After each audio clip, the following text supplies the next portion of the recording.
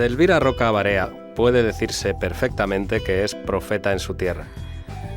La profesora nacida en El Borje no solo es una de las intelectuales más reconocidas de nuestra provincia, también es de las de más éxito. Su ensayo Imperiofobia y la leyenda negra, en el que desmiente los aspectos más negativos del pasado del Imperio español, entre otros, y la propaganda vertida por sus enemigos, se convirtió rápido en un superventas, además de granjearle no pocos enemigos por la fuerza de sus tesis. Luego llegó Fracasología, con el que consiguió el premio Espasa de ensayo. Y ahora acaba de publicar Las brujas y el inquisidor, que ya le ha valido el premio Primavera de novela. Pero no son solo premios ni galardones. Nuestra invitada de hoy en El Reservado es licenciada en Filología Clásica y Filología Hispánica y doctora en Literatura Medieval. Ha enseñado en varias universidades estadounidenses y europeas latín y griego, literatura española e historia del mundo hispano. Es autora de numerosos artículos publicados en revistas especializadas y periódicos y ha impartido conferencias dentro y fuera de España. Entramos de lleno en la historia. Comienza El Reservado.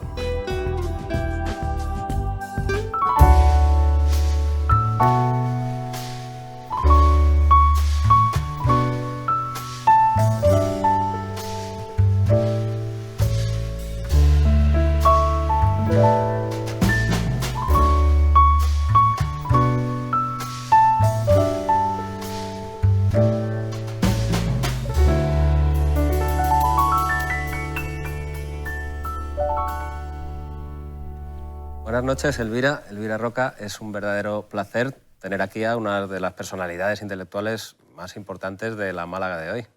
Pues el placer es todo mío. Estoy encantada de estar aquí en tu programa. De verdad que teníamos muchas ganas de tenerte por aquí. Sabemos que no es fácil porque estás de promoción con tu nueva novela. Pues sí, la verdad es que no se sabe qué es más difícil, si escribir la novela o hacerle la promoción, pero ahora mismo estoy casi al 100% en el empeño promocional. Y abrazada al éxito. No, yo me he abrazado poco al éxito, muy poco.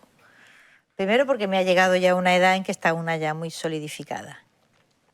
En un primer momento me extrañaba y me hace gracia, después ya me he dedicado a estudiarlo y he llegado a algunas conclusiones. No descarto que en algún momento escriba un pequeño ensayo sobre el tema del éxito. Pues sería muy interesante. Y después ya, llegadas a esas conclusiones, no las encontré absolutamente favorables, digamos. No creo que es una herramienta peligrosa. Peligrosa, pero está ahí. Llámalo X, Elvira. Imperiofobia, ¿por qué edición vaya? 43, me parece. Fracasología, premio Espasa de ensayo y ahora con tu nueva novela, premio Primavera. Algo tendrá el agua cuando la bendicen, ¿no? Sí, bueno, pero yo no me refería tanto a esto como a los efectos que tiene sobre una persona el hacerse famoso, ¿no? O sea, has recordado que eres mortal siempre. Totalmente, cada día y cada minuto, y además procuro que no afecte mantenerme en mi barrio, en mi vida y con mis amigos, sino he visto a mi alrededor, he tenido ocasión de conocer a gente a la que se le ha ido por completo la pinza, y entonces es grave eso de que se le vaya a uno la pinza. Quizá la clave del mantenimiento del éxito, y déjame que lo llame éxito, sea esa, el saber que hay un memento mori. Pues no lo sé, yo no sé si es el memento mori o es una pura casualidad, ¿sabes? A veces me da la sensación de que es una pura casualidad. ¿Sí? Es decir, yo tengo con el éxito una sensación como del que va por la calle y le cae una maceta en la cabeza y dice, pero bueno, ¿aquí qué ha pasado? Pues un poco esa sensación tiene uno, ¿no? Y claro, supongo que si te pasa muy joven, pues es posible que eso te afecte más, altere tu percepción de las cosas. Pero si te pasa ya una cierta edad, pues a los primeros meses de desconcierto, después uno va a coger, sabes que tienes que coger distancia, pero mucha distancia con respecto a aquello, ¿no? En cualquier caso tiene que ser bonito. En España siempre se ha dicho de que escribir es llorar. Se le atribuye a Larra, no sé si era suyo o no. pero que en tu caso sea diferente debe ser un motivo de mucha satisfacción. Bueno, yo es que estas frases, yo en escribir es llorar, España, no sé qué, en fin, yo, esta metafísica de España, yo no la he entendido nunca. Has peleado mucho contra ella. Sí, sí, porque es que me parece una enfermedad.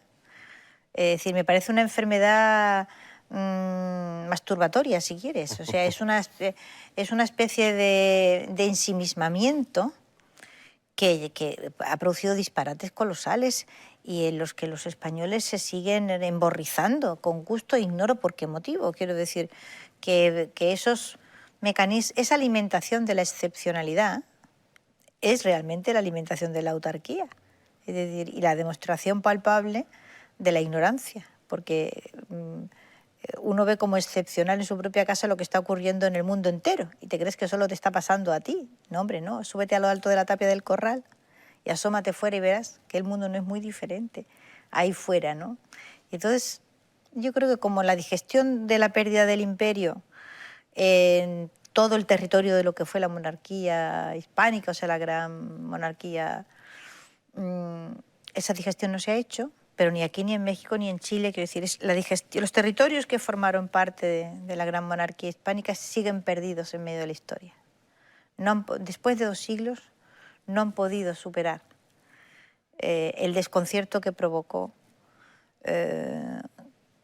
aquella fragmentación política tan violenta, tan catastróficamente mala en lo económico, en lo social, dejando problemas que siguen estando vivos a día de hoy, ¿no? Claro, porque hay otros que dicen, el demonio está en los otros. Nosotros no, nosotros nos gusta fustigarnos, no Sí, sé si sí, masturbatoriamente o no. Sí. Y yo lo encuentro ridículo, la verdad. Y has peleado mucho contra ello en todas tus novelas, y es que Elvira Roca, digamos que siempre a contracorriente, incluso en su nueva novela, laureada con ese premio Primavera, hablando de la Inquisición, hablando de don Alonso como un inquisidor que va a investigar unos sucesos que mientras lo normal hubiera sido, lo que se hubiera esperado que todo el mundo hablara de superstición, él se basa en la razón. Un inquisidor que se basa en la razón, cuando por los clichés a los que estamos acostumbrados pareciera que tuviera que ser otra cosa, ¿no?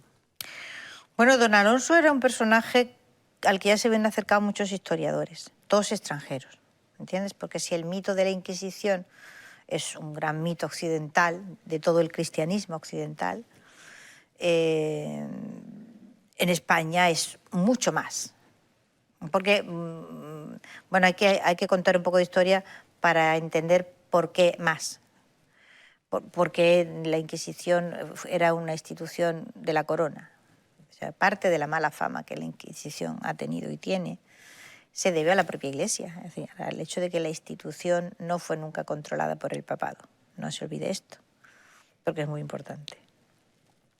Entonces era chocante que el caso de Zugarramurdi lo conociera todo el mundo, pero a don Alonso de Salazar y Frías, que fue el hombre que fue enviado allí por el inquisidor general, Bernardo de Sandoval, a poner un poco de orden en aquella especie de, Henning se lo llama la epidemia onírica, que está muy bien traída la expresión, ¿no?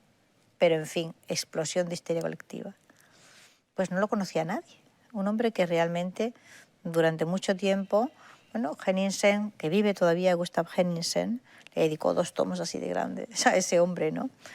Que era un hombre no solamente intelectualmente tan valioso, sino también tan inteligente, tan tenaz, tan humano, y con una paciencia infinita, porque bueno, fueron varios años, ¿no?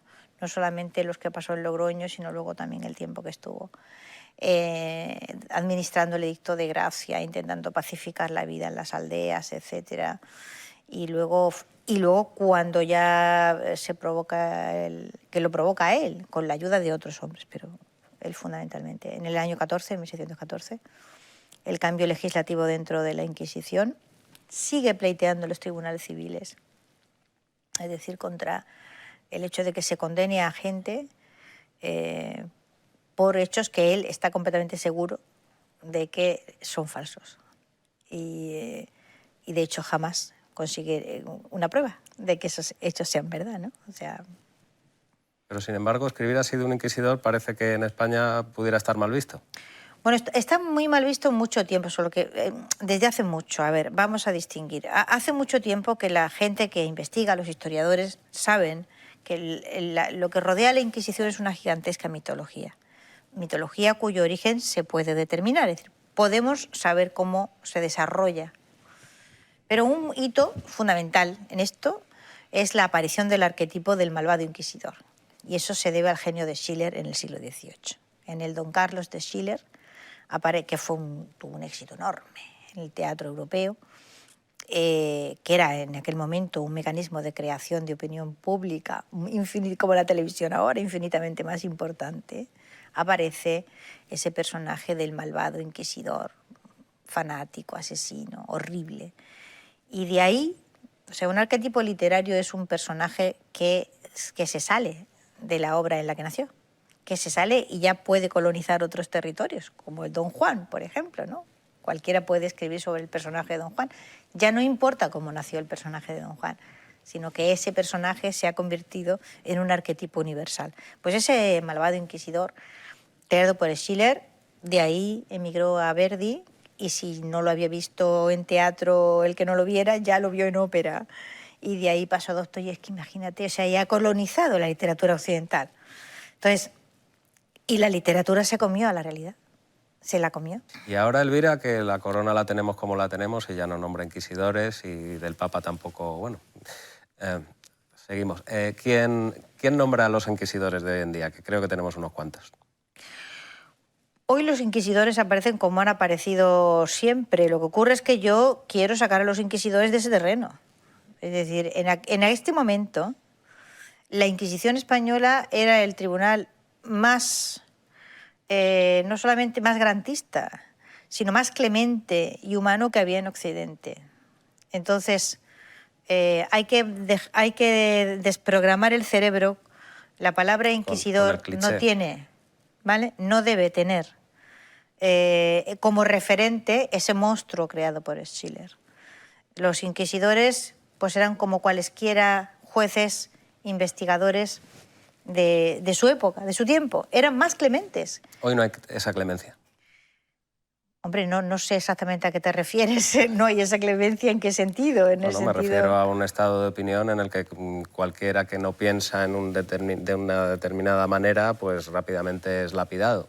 Bueno, a eso es a lo que se enfrenta Alonso de Salazar. Es decir, Alonso de Salazar se enfrenta a un estado de opinión pública absolutamente fanatizado por la superstición, en el que cualquiera que discrepaba, él mismo, corría un peligro. O sea, todos los que negaron la existencia de la brujería en Europa Occidental en aquel momento corrían un peligro. Y él tenía la ventaja de que pertenecía a una institución que le apoyó, con un hombre como don Bernardo de Sandoval, que en un momento determinado se puso de parte de la razón y de la prueba empírica. Es decir, que si usted dice que tiene unos ungüentos y que se los unta y vuela, pues usted me trae el ungüento y vamos a hacer la prueba y vamos a volar. Y si no me lo trae, pues yo no le voy a creer a usted. Digo esto porque es una cosa como muy evidente. Pero era el procedimiento de don Alonso, la prueba empírica. Bueno, imagínate que él no hubiera contado con el apoyo de esa institución. Pues hubiera sido una tragedia lo que hubiera ocurrido en Navarra. Hubiera sido una tragedia como la que ocurrió al otro lado de la frontera. Es decir, el caso de Zugarramurdi es la punta del iceberg de una serie de problemas, que por eso la novela está construida como un puzzle, ¿no? Que tienen que ver con la Navarra española y la Navarra francesa, con la lucha por el control de ese territorio, que tiene que ver muchísimo con el rey de Francia, que es un navarro, el primer Borbón, que ha sido hugonote, que ha cambiado de religión para ser rey de Francia con una frase inmortal, París bien vale una misa, pero que siempre se llamó a sí mismo Enrique III de Navarra y nunca renunció a unificar todo el territorio e integrarlo en la corona de Francia, asunto que no estaban dispuestos los reyes de España a permitir, obviamente, ¿no? Entonces, el caso de Zugarramurdi es la repercusión de una gran caza de brujas que se desata al otro lado de la frontera y la desarrolla un juez que se llama Pierre de Lancre, que, realmente la fama de Zugarramurdi se debe a este juez francés, porque luego le escribí un libro que se llamó Tableau de l'Inconstance, que está disponible para cualquiera que lo quiera consultar en el motor de búsqueda de la Biblioteca Nacional de Francia, en Gálica. Y ya en la portada pues, se refiere a este episodio de caza de brujas y al auto de fe de Logroño. Y además tiene la gracia de decir que ahí se demuestra que la justicia francesa es mucho mejor que la justicia española. Él cuenta sus aventuras muy discretamente contadas, porque nunca se refiere, por ejemplo, a las más de 80 personas que, según Henningsen, mandó quemar en el territorio justamente al otro lado de la raya, ¿no? Es decir, el caso de Zugarramurdi está conectado con Francia, y la conexión francesa era conocida por don Antonio de Venegas, el obispo de Pamplona, que es otro personaje histórico que sale en la novela, por don Alonso, etc. Y proyecta tanto el conflicto religioso como el conflicto político entre España y Francia, y en fin, una serie de elementos, todos ellos, es fantástico, pero están presentes ahí, en esa pequeña aldea, en Zugarramurdi. Para entender lo que ocurrió ahí, tienes que colocar todas esas piezas. Volveremos a tu obra, Elvira, volveremos también al momento actual para hacer algunas reflexiones, pero en El Reservado siempre nos gusta conocer la génesis de los personajes que nos visitan. Tú eres del Borge, de la Sarquía. Sí, sí. Me pregunto cómo era tu niñez en la Sarquía y cuándo empiezas a ver tu gusto por lo clásico, cómo empiezas a ver que ahí estaba tu futuro. Mira, mi niñez en mi pueblo ha sido un privilegio, por el que yo de verdad cada vez conforme envejezco, más suerte creo que he tenido. O sea, una infancia en un pueblo ha sido realmente hasta ahora un privilegio de Dios, realmente. ¿Que cómo me enamoro yo de los romanos y de los griegos y tal? Pues probablemente por mi padre y por el agua. Mi padre, que era un hombre de la Sarquía, como toda la gente del campo, padecía mucho con el agua. Sí. Fíjate qué cosa tan actual. Fíjate qué cosa tan actual. Y entonces sentí una admiración infinita por los romanos y sus acueductos, por los romanos y sus ciudades siempre con buenas fuentes. Y me decía, tú no dejes nunca que nadie hable mal de los romanos, porque donde llegaba Roma, llegaba el agua potable. Donde llegaba Roma, llegaban los acueductos que permitían el regadío y mejoraba la alimentación. Y la gente bebía agua de mejor calidad y no enfermaba. Y aparte tenía más alimento porque había irrigación. Y aparte había agua para lavarse y estaban más limpios. Así que Roma le ha dado tantos años de vida a la humanidad como no se pueden ni medir, ¿no? Así que probablemente por ahí. Y mi padre me compraba libros sobre Roma y sobre Grecia. ¿Y siempre tuviste claro que ibas a ser profesora, que te gustaba escribir? No, yo la primera vocación que tuve fue la medicina. Pero bueno, pues esa vocación se me torció. Y luego, pero sí, yo creo que ya con 15 o 16 años yo tenía claro que iba a estudiar clásicas. A ver, quizás hubiera estudiado medicina y clásicas. No se me quitó la afición al mundo clásico por la medicina. Pero, bueno, pues ¿por qué? Pues no sé, pues supongo que mi padre me contaba aquellas cosas de Sócrates y no sé, siempre me pareció que era a donde había que ir si uno quería comprender mejor el mundo en el que vivía. Es una decisión de la que no me he arrepentido jamás. ¿Vuelves a tu pueblo? Siempre, sí, yo sigo yendo y viniendo. De hecho, mis hijos dicen que son del pueblo, o sea, yo he vinculado a mis hijos mucho y no hemos dejado nunca de ir y seguimos teniendo casa allí y sigue siendo mi pueblo y yo sigo saliendo con mis vecinas a tomar café. Y luego llega la docencia de adolescentes. ¿Tu primer destino en Antequera? Sí. ¿Cómo recuerdas aquello? Mucho frío. Fue lo que... Mucho frío. Un invierno de frío espantoso. ¿Y qué es lo que más te marca de tu primer enfrentamiento a las aulas? Pues mira, lo que no servía de nada lo que me habían enseñado en cuanto al enseñar. No, sí servía lo que había aprendido de literatura y claro que servía, Pero todas las cosas que me habían enseñado, supuestamente, entre comillas, de pedagogía, a todo aquello era papel mojado. Que había que hacerse una profesión ex nihilo, a partir de ensayo-error. Y que, bueno, que me daba un par de años para aprender a hacer aquello. Y si no me salía bien, pues que me iba a buscar otro trabajo, otro sitio. Te los diste y fue bien. Bueno, no, pero fue duro, ¿eh? Fue duro, ¿eh? Es que enseñar es muy difícil, es muy duro, es una profesión muy trabajosa, muy, muy trabajosa. ¿Qué es lo más duro? Lo más duro es que no se te vayan los alumnos, es decir, esos ojos perdidos en la nada. O sea, lo más duro es atraerlos a tu terreno, conseguir entusiasmarlos. Apasionarlos. Sí, eso es difícil de conseguir. Si uno, claro, entras en el aula y te planteas que allí entramos todos a trabajar, no a contar, ¿sabes? Cancioncillas, ni a ver si somos muy felices, ni no. Entramos para aprender. ¿Me estás haciendo una radiografía quizá del sistema educativo actual?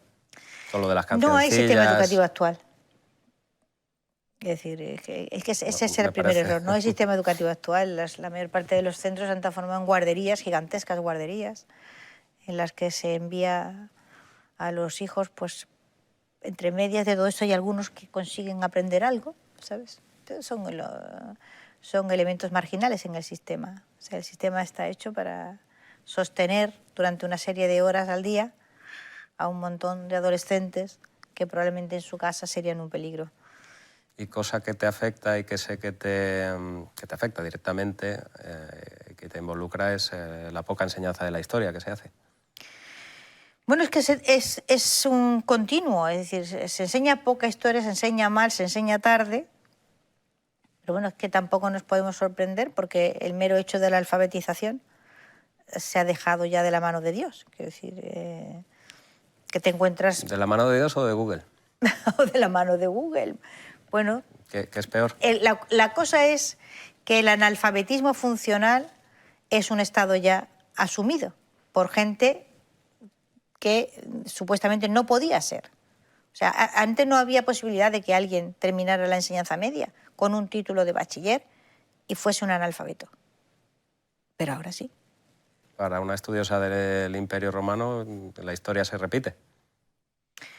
Es posible que no tenga más remedio que repetirse. Yo a veces lo creo.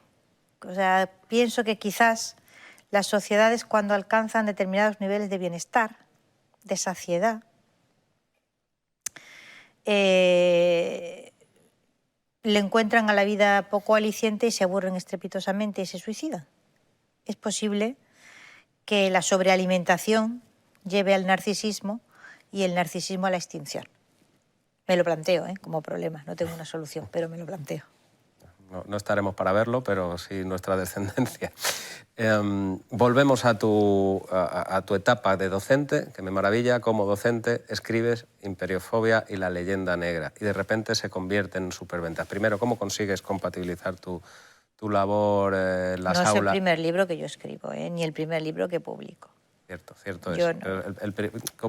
Me refiero a cómo afrontas que de repente, antes hablabas casi de casualidades, ¿no? de cómo las situaciones pueden tener el éxito que tienes con Imperiofobia. ¿Cómo afrontas de repente en el aula que Imperiofobia tiene ese éxito?